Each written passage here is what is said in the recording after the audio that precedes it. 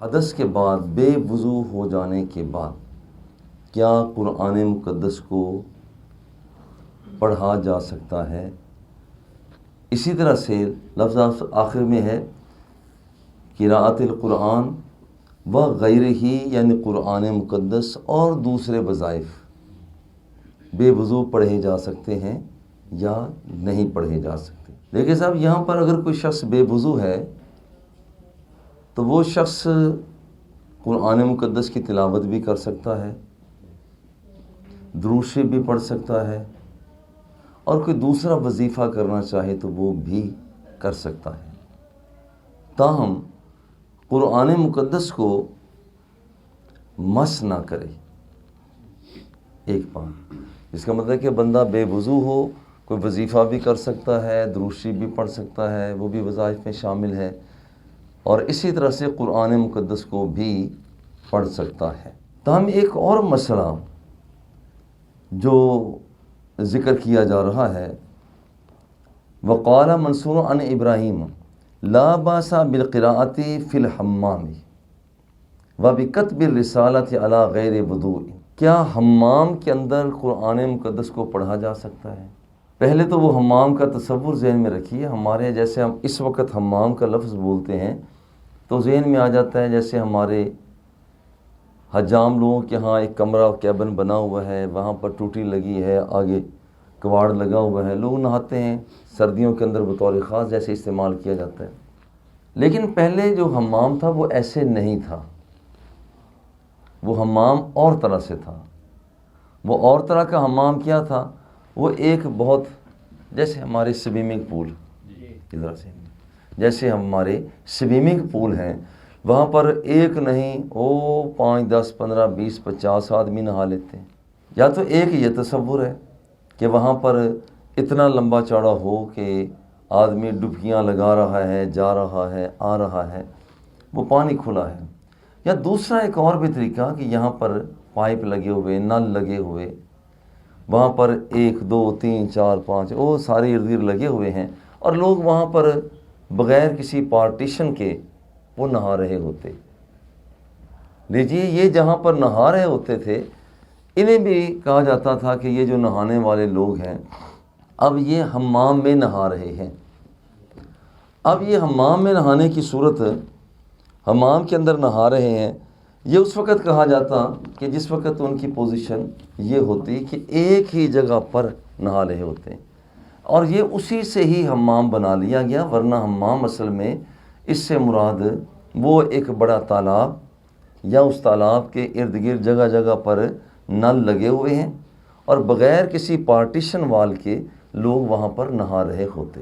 اب یہاں پر کیا ایسی جگہ پر جہاں حمام ہے قرآن مقدس کی تلاوت کی جا سکتی ہے یا نہیں کی جا سکتی؟ دیکھیں یہاں پر 2 پوزیشنیں ہیں۔ ایک علماء کا طبقہ کہتا ہے کہ یہاں پر مکروہ نہیں ہے، کہتے ہیں کوئی حرج کی بات نہیں، یہاں پر بنا ہوا ہے، حمام بنا ہوا ہے، تو وہاں اگر کوئی شخص قرآن مقدس کی تلاوت کر لیتا ہے تو کوئی حرج کی بات۔ امام مالک اس کے حامل ہے، اور احناف میں سے امام محمد رحمۃ اللہ تعالیٰ علیہ وہ اس کے حامل ہیں۔ ان کا کہنا ہے کہ کوئی حرج کی بات نہیں ہے۔ وجہ یہ ہے کہ پانی جو آیا تو پانی تو وہاں ٹھہرا ہی نہیں، کون سا پلید ہوتا ہے پانی، تو وہاں پر آگے بہہ کر ایک گڑھے کے اندر، ٹبے ٹوئے کے اندر چلا جاتا ہے، وہاں پانی تو ٹھہرا ہی نہیں۔ یہ امام مالک اور احناف میں سے امام محمد کا قول ہے۔ جبکہ دوسری طرف امام ابو حنیفہ رحمہ اللہ وہ فرماتے ہیں کہ یہاں پر حمام کے اندر قرآن مقدس کی تلاوت کرنا، کو وظیفہ کرنا، یہ عمل یہ مکروہ ہے، کیونکہ دیکھنا یہ ہے کہ یہاں پر جو پانی استعمال ہو رہا ہے اور پانی وہ پلید ہو رہا ہے، اعضاء پر لگ رہا ہے۔ اور یہ بات امام ابو حنیفہ رحمہ اللہ بات ان کی زیادہ سمجھ آتی ہے کہ اس جگہ پر جہاں پر بہت سے لوگ مل کر نہا رہے ہیں، چلو ایک آدمی تو محتاط ہے، دوسرے آدمی کی کیا گارنٹی ہے وہ کس طرح کا تھا اور یہاں پر آ کر اس نے پانی بہایا۔ تیسرے، چوتھے، پانچویں، 10ویں، 20ویں کے متعلق ہم کیا شورٹی دے سکتے ہیں کہ یہ جی واقعتاً اسی طرح کا تھا اور پانی اس کا صاف ہے؟ زیادہ چانسز اس میں یہی ہیں کہ شاید کہ پانی پلید ہو، اور جب ایسے موقع پر حلت حرمت سامنے آ جاتی ہے تو حرمت کو ترجیح دے دی جاتی ہے تاکہ وہاں پر اس سے بچا جا سکے۔ اب خلاصہ کیا ہوا؟ امام ابو حنیفہ فرماتے ہیں کہ حمام کے اندر بھی غسل نہ کیا جائے، اور حمام کے اندر قرآن مقدس کی تلاوت نہ کی جائے۔ دیکھیے بعض اوقات بندے کو یقین ہوتا ہے کہ یہ جگہ جہاں میں کھڑا ہوں یہ پاک ہے، ہوتا حمام ہے، لیکن بندے کو یقین ہوتا ہے کہ جگہ بالکل صاف شفاف، وہاں پر انسان ایسا عمل کر سکتا ہے۔ دیکھیے میں آپ کو ایک اپنا ذاتی واقعہ سناتا ہوں، پھر آپ کو بات جلدی سمجھ آ جائے گی۔ جب ہم نئے اس مکان میں آئے تو وہاں پر میری ماں جی کو ملنے کے لیے ان کی سہیلیاں آ گئی۔ میں اس وقت بیت الخلاء میں تھا، ابھی ہم نے پورشن استعمال نہیں کیے تھے، بالکل کوئی استعمال نہیں کیا۔ اچھا، اب میں باہر نکلتا ہوں تو میں شرما گیا کہ میری امی جی کی سہیلیاں بیٹھی ہوئی ہیں، تو مجھے سکت نہ ہوئی کہ میں بیت الخلاء سے ان کے سامنے نکل کر جا سکوں، اور عصر کی نماز کا وقت بھی ہے، باہر نکلنے کی کوئی گنجائش بھی نہیں۔ اب میری سوچ نے یہی اس وقت کام کیا کہ یہاں پر نکل جانا چاہیے تھا نا، اتنا بھی کیا شرمانا ہوتا ہے، نکل جانا چاہیے، لیکن وہاں پر میں نے ترجیح اسی بات کو دی کہ یہ جگہ صاف ہے، یہاں پر ابھی یہ استعمال کے اندر بھی آنے والا نہیں ہے، اور 100% یقین ہے کہ ٹھیک ہے۔ اچھا، میں نماز اندر پڑھ لی کیونکہ مجھے یقین تھا کہ یہاں پر یہ جگہ بالکل صاف ہے، 100% صاف ہے۔ ذرا اسی بات کو لے کر اب ہم اگلے سٹیپ پر چلتے ہیں، بات آسان ہو جائے گی۔ اصل مسئلہ تو یہ جو پھنسا ہوا ہے امام ابو حنیفہ، امام مالک کے اور امام محمد کے درمیان میں، وہ تو یہ ہے کہ ایک طبقہ امام محمد، امام مالک فرماتے ہیں چونکہ پانی پلید ہے یہاں پر ہوتا، لہذا یہاں پر نہ پڑھا جائے قرآن شریف۔ اب یہاں امام مالک فرماتے ہیں کہ یہاں پلید نہیں ہوتا، یہاں کیونکہ پانی طاہر ہی ہوتا ہے، پاک ہوتا ہے، لہذا پڑھ لیا جائے، کوئی حرج کی بات۔ امام ابو حنیفہ فرماتے ہیں نہ پڑھا جائے، پانی پلید ہوتا ہے۔ تو اصل تو مسئلہ پھر پاکی اور پلیدی کا ہوا نا۔ ایک نے اسیس کیا جناب پاک ہوتا ہے، وہ کہتا ہے پڑھ لو، دوسرے نے اسیس کیا نہیں پاک ہوتا، وہ جناب پڑھو۔ جس کا مطلب یہ ہوا کہ اگر آدمی کو 100% یقین ہو تو وہاں پر آپ قرآن مقدس کی تلاوت کر سکتے ہیں، اور اگر آپ کو یہ یقین ہے کہ یہاں پر یہ جگہ پلید ہے، آپ وہاں پر قرآن مقدس کی تلاوت نہ کریں۔ اور اگر شک شبہ کی بات ہو تو غالب گمان کو دیکھ لیے، جہاں آپ کا گمان آپ کو لے کر جاتا ہے آپ وہیں چلے جائیے۔ گمان غالب یہ ہے کہ جگہ پلید ہے، نہ پڑھیں، جگہ پاک ہے پڑھ لیں۔ لیے مولانا یہاں پر باب قراءۃ القرآن بعد الحدث وغیرہ، وقال منصور عن ابراہیم لا باس بالقراءۃ فی الحمام وبکتب الرسالۃ علی غیر وضوء، وقال حماد عن ابراہیم ان کان علیہم ازار فسلم والا فلا تسلم۔ دیکھیے حمام میں نہانے والے دو طرح کے لوگ ہوا کرتے تھے، ایک وہ ہوتے تھے جنہوں نے ستر پوشی کی ہوتی تھی، مردوں کے لیے ستر پوشی ناف سے لے کر گھٹنوں تک، عورتوں کی ستر پوشی کیا ہے؟ پورے کے پورے وجود کا ڈھکا ہوا ہونا۔ اب جن کی ستر ڈھانپی ہوئی ہوتی، اچھا اس کے لیے حکم ہے کہ اسے تم السلام علیکم بھی کہہ سکتے ہو، اور وہ کیا کہے گا؟ وعلیکم السلام۔ اسے سلام کہنا بھی جائز ہے اور اس کا سلام دینا، اس کا جواب دینا بھی درست ہے، چونکہ یہ سلام کہنا یہ بھی ذکر الہی ہے، اور وعلیکم السلام کہنا یہ بھی ذکر الہی ہے۔ جب دونوں ذکر الہی ہیں تو اس کے پیش نظر یہ ذکر الہی، اس کا مطلب ہے کہ یہ اس کے ناف جو ہے، ناف سے لے کر گھٹنوں تک سارا علاقہ وہ ڈھکا ہوا ہے، اب یہ ذکر الہی کر سکتا ہے۔ جب وہاں پر کر سکتا ہے جو حمام کے اندر نہا رہا ہے، اس کا مطلب ہے کہ وہاں پر اس کے لیے ذکر الہی کرنا جائز قرار پا جاتا ہے، کیونکہ یہ پہلی بات تو ہے کہ ابھی تک اس نے اپنی سطر کو ڈھانپا ہوا ہے۔ اور دوسری بات کیا ہے؟ دوسری بات اس میں یہ ہے کہ جہاں پر نہا رہا ہے اس کی جگہ کی پوزیشن یہ ہے کہ وہاں پر ذکر الہی کیا جا سکتا ہے۔ دیکھیں مولانا یہاں پر ذکر کیا کہ لا باسا بالقراءۃ فی الحمام، حمام کے اندر اگر کوئی آدمی سطر کو ڈھانپ کر نہا رہا ہے تو وہاں پر یہ اسے السلام علیکم کہا جا سکتا ہے، اور جواباً وہ بھی کہہ سکتا ہے۔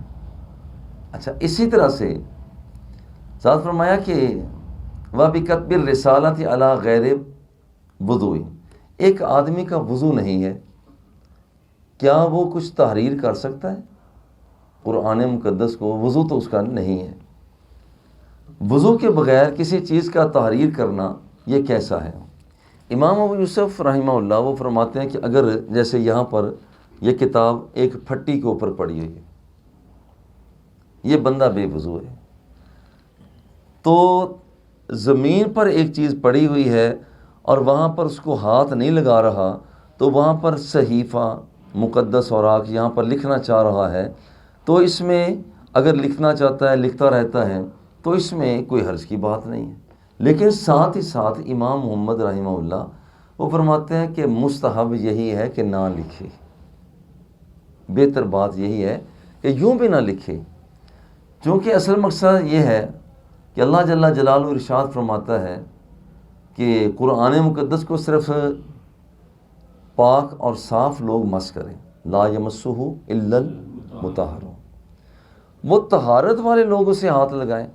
اور یہ بندہ جو ہاتھ لگا رہا ہے، امام محمد رحمۃ اللہ تعالیٰ علیہ فرماتے ہیں کہ یہاں پر وہ بندہ قلم کے ذریعے سے، سیدھا تو ہاتھ نہیں لگا رہا، مگر قلم کے ذریعے سے قرآن مقدس کو مس کر رہا ہے، لہذا مستحب یہی ہے، امام محمد فرماتے ہیں کہ بے وضو بندہ تحریر نہ کرے۔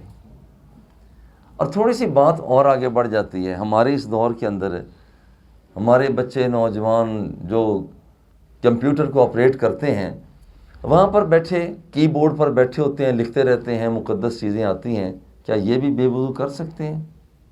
دیکھیے یہاں پر ایک مسئلہ تو یہی ہے، امام ابو یوسف فرماتے ہیں بھئی کوئی عرض کی بات نہیں، اگر ایک چیز لکھی جا رہی ہے، سکرین پہ تو صرف نقوش آ رہے ہیں، لکھی تو کہیں اور جا رہی ہے، نقش سامنے آ رہا ہے، اور یہ اسے مس بھی نہیں کر رہا، بے وضو ہو سے، تو کوئی حرج کی بات نہیں۔ لیکن امام محمد کیا فرمائیں گے؟ وہ فرمائیں گے چلو کی بورڈ کے ذریعہ سے جب اس نے الحمدللہ لکھا، حمزہ کا بٹن دبا دیا، لام کا دبایا، ہا کا دبایا، میم کا دبایا، دال کا دبایا، تو سارا مل کر کیا بن گیا؟ الحمد۔ تو پھر بھی وہاں پر گویا کہ اس کی بورڈ کے ذریعہ سے ٹچ کر رہا ہے۔ یہاں پر جیسے امام محمد نے فرمایا کہ وہ خود ہاتھ تو نہیں لگا رہا، مگر قلم کے ذریعہ تک قرآن مقدس کو ہاتھ تو لگ رہا ہے، وہ ایک قرآن مقدس کو قلم کے ذریعہ سے مس کر رہا ہے۔ تھوڑا سا ہم اس کے فردر سٹیپ لیتے ہیں تو اس کے مطابق کیا ہوگا؟ اب یہاں پر یہ آدمی کی بورڈ کے ذریعہ سے دبانے کے بعد، وہ کچھ بٹن دبانے کے بعد گویا کہ قرآن مقدس کو مس کر رہا ہے۔ اچھا، بے وضو آدمی صحیفہ لکھتا ہے، وَبِكَتْبِ الرِّسَالَةِ، یہاں پر لا باسا بالقراءۃ فی الحمام وَبِكَتْبِ الرِّسَالَةِ عَلَى غَيْرِ وضوء، وضو نہیں کیا ہوا تو وہاں پر خط کو لکھنا، رسالے کو لکھنا، کتاب کو لکھنا، کہتے ہیں کوئی حرج کی بات نہیں ہے۔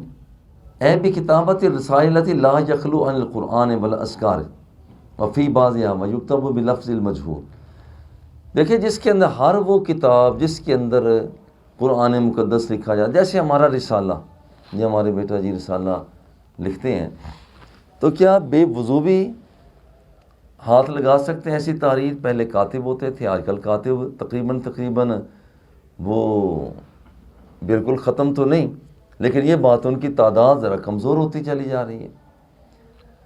تو اب ایک آدمی آپریٹ کرتا ہے کمپیوٹر کے ذریعہ کے، لکھنا چاہتا ہے، تو یہاں پر امام ابو یوسف تو فرماتے ہیں تو کوئی حرج کی بات نہیں، وہ کون سا ہاتھ لگا رہا ہے؟ اور دوسرا طبقہ کہتا ہے کہ نہیں، یہاں پر حرج کی بات ہے، لہذا یہاں پر اگر کوئی آدمی ہاتھ لگا دیتا ہے، مستحب بات یہی ہے کہ وہ نہ کرے۔ اور بہت سے مشائخ نے، مفتیوں نے، بخارا کے مشائخ نے یہی حکم دیا ہے کہ بہتر بات کیا ہے کہ وہاں پر وہ نہ لکھے۔ اصل مقصد تو ہے اعزاز، اصل مقصد ہے اعزاز. وہ اگرچہ یہاں پر اسے ہاتھ نہیں بھی لگا رہا، مگر قرآن مقدس کا اعزاز یہی ہے کہ وہاں پر ایسا عمل نہ کرے تاکہ دوسروں پر بھی اس کی عظمت آشکارا ہو. تھوڑا سا آگے اور بڑھتے ہیں. جیسے یہاں پر ہمارے یہاں موبائل فون کے اندر بھی تو قرآن مقدس ہے، احادیث ہے.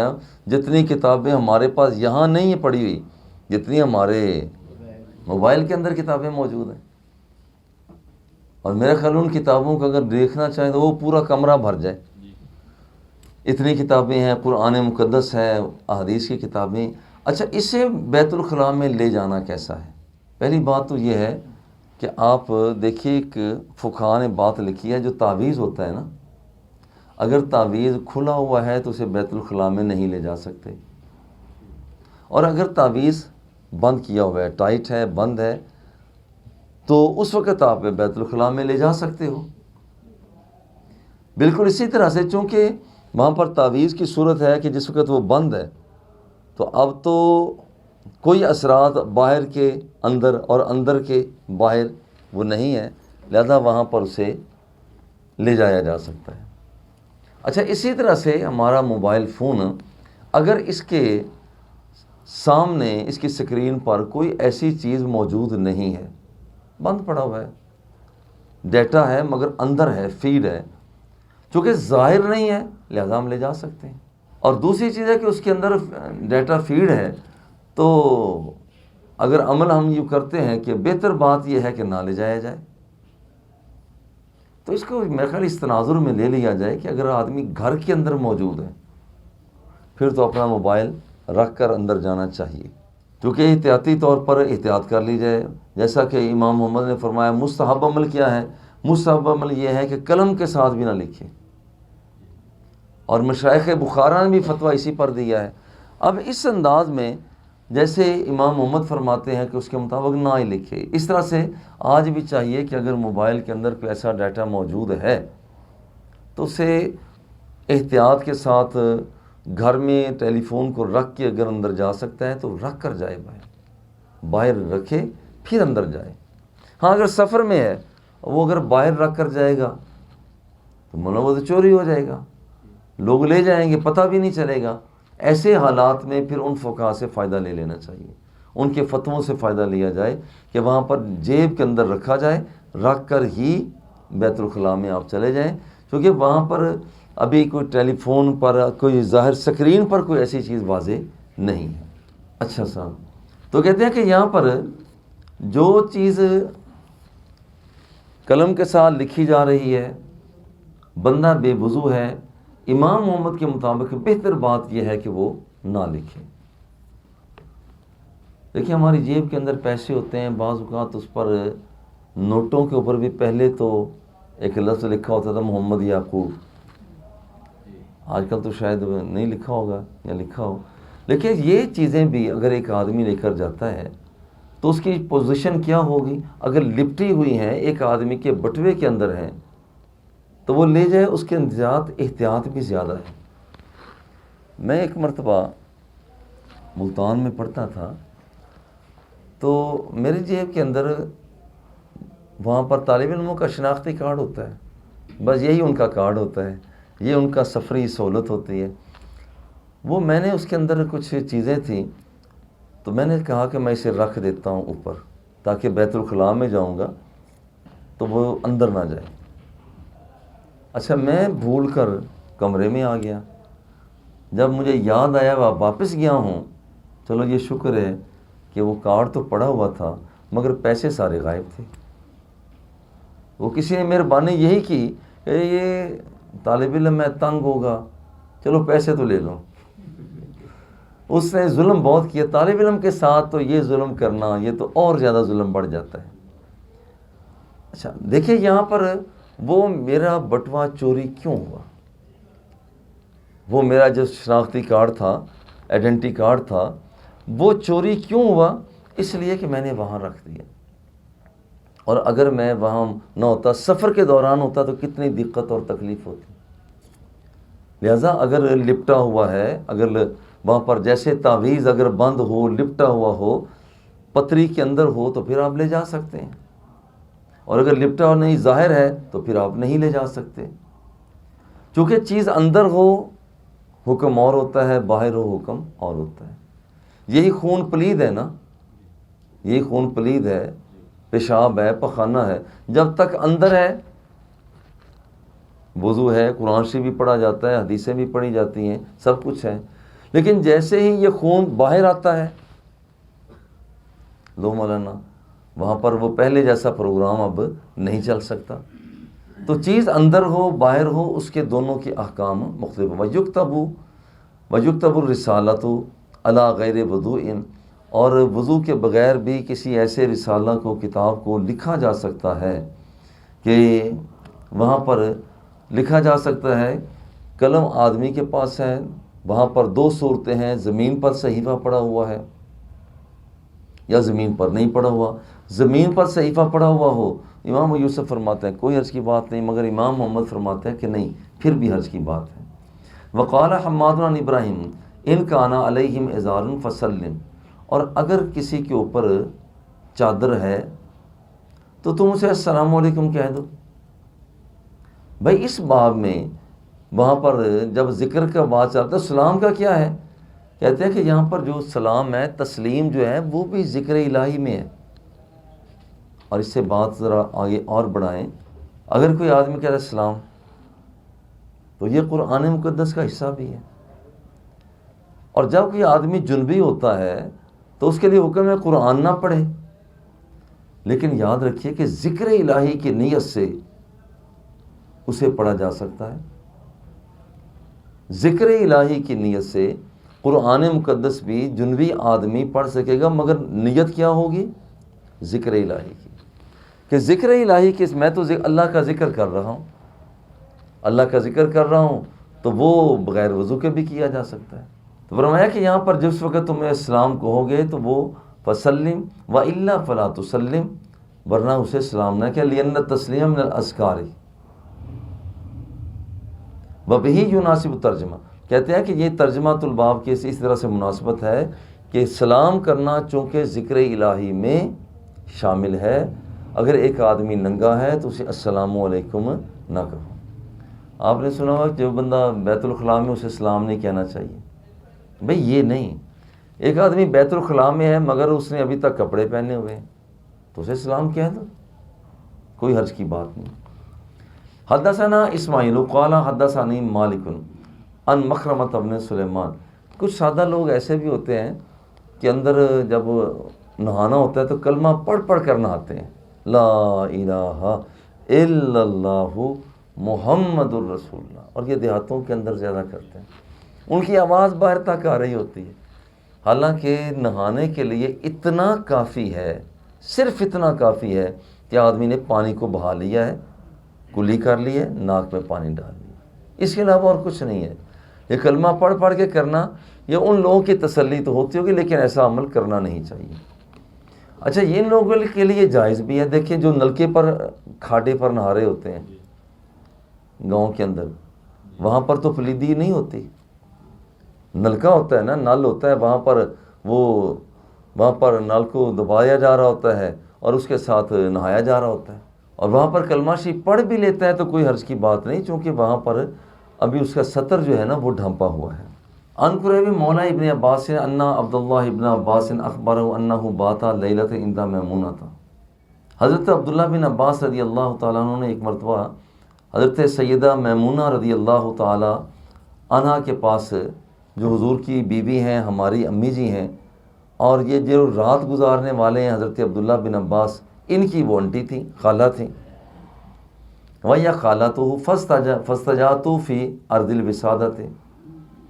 کہتے ہیں کہ میں تو جیسے یہ ایک بیڈ ہو جو اس کی چوڑائی، یہ ہے لمبائی، اور یہ حضرت عبداللہ بن عباس فرماتے ہیں کہ میں اس وسادہ کی چوڑائی حصے میں لیٹ گیا، یعنی لمبائی تو یہاں پر سرکار نے سونا ہے اور آپ کی اہلیہ پاک ہماری اماں جی نے سونا ہے. کہتے ہیں میں اس چادر کی چوڑائی پر سو گیا. بس تاجا رسول اللہ صلی اللہ علیہ وسلم وآلہ فی طولہا، جیسے بالکل یہی بیڈ سمجھیے، یہاں پر سرکار سو گئے ہیں، یہاں پر ام المومنین سو گئی. جس سے یہ بھی پتہ چلا کہ ڈبل بیڈ جو ہے اس کا تصور بھی ہمیں دستیاب ہوتا ہے. ہمارے ہاں آپ ذرا غور کریں، شہروں میں تو کچھ لوگوں نے ہضم کر لیا، مگر آج بھی دیہاتوں کے اندر ڈبل بیڈ کو بڑا مایوب سمجھا جاتا ہے. شاید کہ وہ کہتے ہیں شرم کی بات بھی ہوتی ہے کہ ایک ہی بیڈ پر یہاں پر یہ اس لیے بنایا جا رہا ہے کہ وہ سوئے گا اس کی بیوی سوئے گی. بھائی یہ باتیں بڑی کمزور سی باتیں. دیکھیے ایک ہی بیڈ پر حضور علیہ الصلوۃ والتسلیم بھی آرام فرما ہے، ان کی اہلیہ بھی آرام فرما ہے، تو کوئی عرض کی بات نہیں. فنام رسول اللہ صلی اللہ علیہ وسلم، حضور علیہ الصلوۃ والتسلیم سو گئے. حتی انتصف اللیل، یہاں تک کہ رات آدھی گزر گئی. او قبلہ، یا ابھی آدھی رات نہیں گزری، تھوڑا سا پہلے تھا.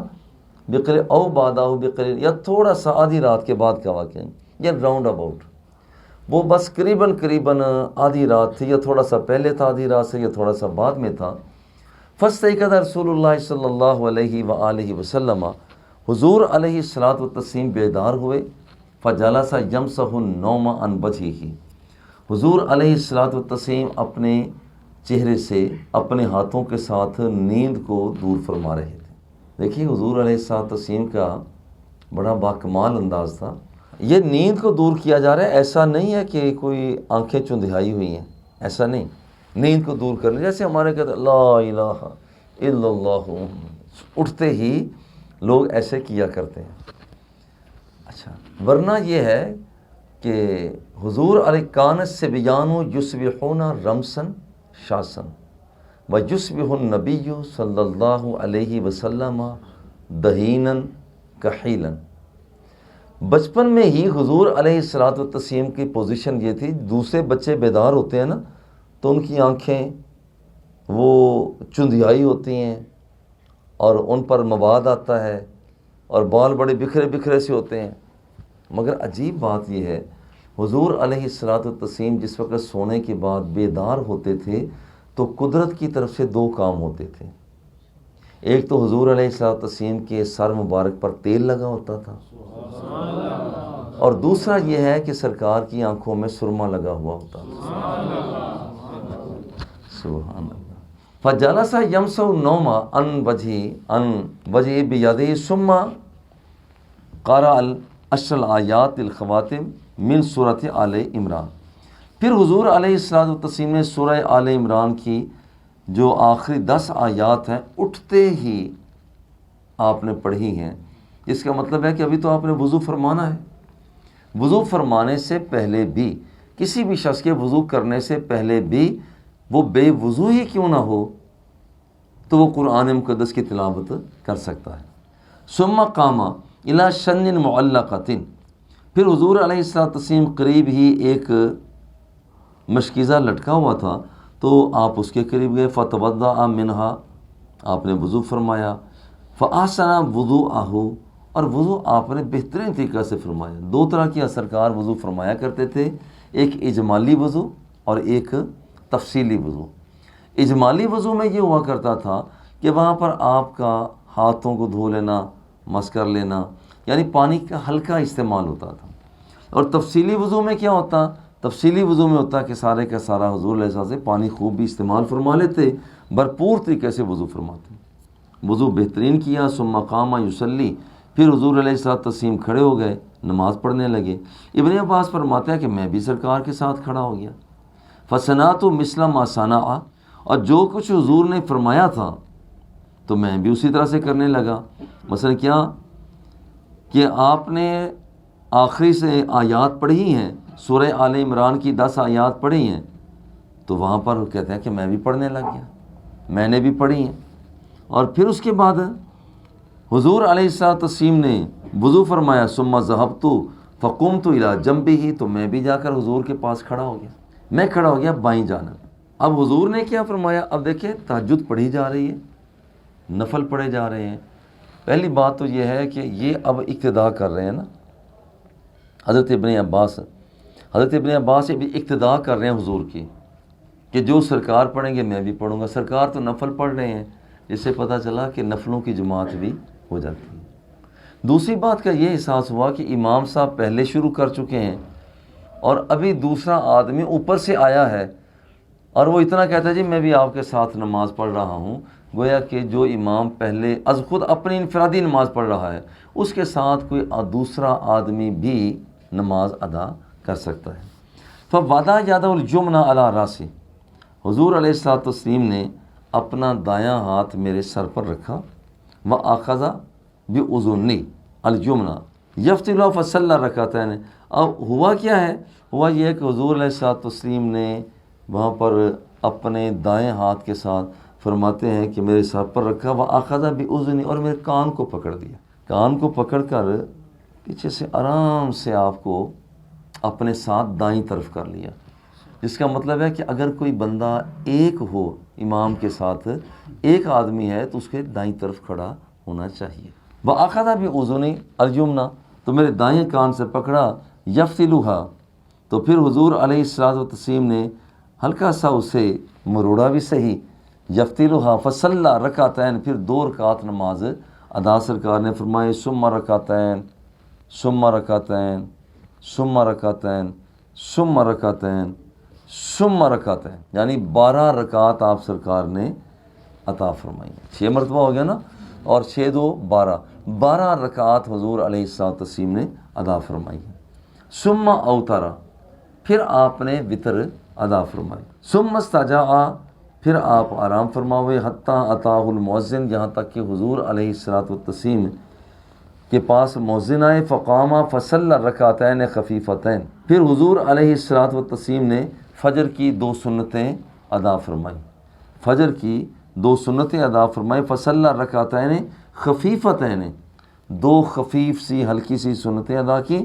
ثم خرج فصلی الصبح، اس کے بعد آپ تشریف لے گئے اور آپ نے صبح کی نماز ادا فرمائی. اب اس میں مولانا کیا ہے؟